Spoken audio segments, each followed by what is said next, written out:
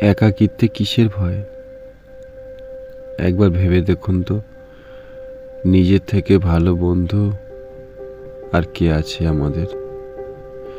জীবনের সবচেয়ে কঠিন মুহূর্ত, যেখানে তথাকথিত আপনজনেরা সবাই শুধুমাত্র সহানুভূতি দেখিয়ে পালিয়ে গেছিল, তখনও তো এই আপনি নিজের পাশে দাঁড়িয়েছিলেন, ভেতরের আর বাইরের ঝগড়াটা সামলে নিয়েছিলেন সহজেই। আসলে এই সহজ কথাটা আমরা কেউ বুঝি না, বুঝতে চাই না। আমরা বড্ড একা, আশেপাশে হাজার হাজার মানুষ, বন্ধু বান্ধব, আত্মীয় স্বজন থাকা সত্ত্বেও।